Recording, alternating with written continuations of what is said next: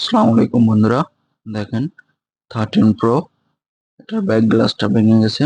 তো ব্যাক গ্লাসটা চেঞ্জ করব। দেখতে থাকুন শেষ পর্যন্ত।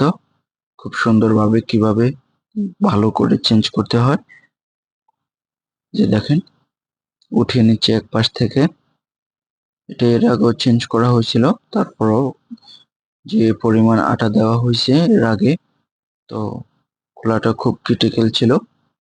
তারপরও খুলে নিচ্ছি। যে দেখেন চারপাশে এত বেশি আটা দেওয়া হয়েছিল যে খুলতেছেই না। সেম সেম অরিজিনাল যেরকম ছিল এরকম, কিন্তু এই গ্লাসগুলো একবার চেঞ্জ করার পর আর অরিজিনাল থাকে না।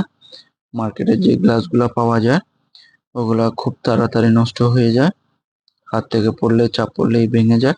তো যত আটাই দেখ, তারপর লাভ নাই।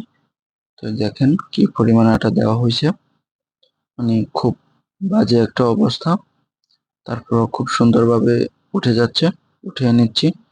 যে ক্যামেরার ফ্রেমটা, এটা অনেক হার্ড যদিও। এটা চারপাশ উঠানো শেষ। এখন ক্যামেরার পাশটা একটু উঠিয়ে নেব ভালো করে, খুব কেয়ারলি। যে দেখেন এত আটা দিছে যে উঠতেছে না, তো আমি একটু ভেঙে নেব। রিস্ক নেওয়ার দরকার নাই, যেহেতু ফ্ল্যাশ লাইটের কেবলটা এখানে আছে, নষ্ট হয়ে যেতে পারে ফ্ল্যাশ লাইটটা, সেজন্য ভেঙে নিলাম। এই যে দেখেন উঠে গেছে। এবার আমি এটাকে পরিষ্কার করব একটু ভালো করে। যে দেখেন সবকিছু নিয়ে আমি ক্লিন করে নিয়েছি। এবার আঠাগুলা উঠাবো। এটাতে এত পরিমাণ আঠা দেওয়া হয়েছে এর আগে, তো যাই হোক, কি আর বলবো।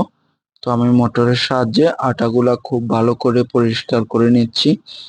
যদি ভালো করে পরিষ্কার না করি তাহলে আমার নতুন গ্লাসটা অ্যাকুরেটলি ফিটিং হবে না।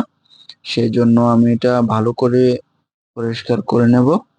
দেখেন আমার হাত অলরেডি, হাতের মধ্যে কেটে গেছে, আঙুলে গ্লাস ঢুকে গেছে। তারপরও আমি ক্লিন করে নিচ্ছি। দেখেন হয়ে গেছে আমার মোটামুটি আটা পরিষ্কার করা।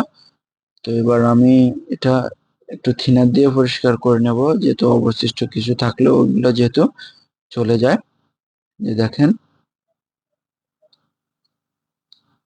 এই, এটা যত পরিষ্কার ভালোভাবে ক্লিন করা হবে অত ভালো ফিটিংটা হবে। আর ভালো ফিটিংটা হলে একটু দীর্ঘস্থায়ী থাকবে, নষ্ট হবে না, তাড়াতাড়ি ভাঙবে না, এই আর কি। তো এই যে দেখেন আমি থিনার দিয়ে ভালো করে পরিষ্কার করে নিচ্ছি।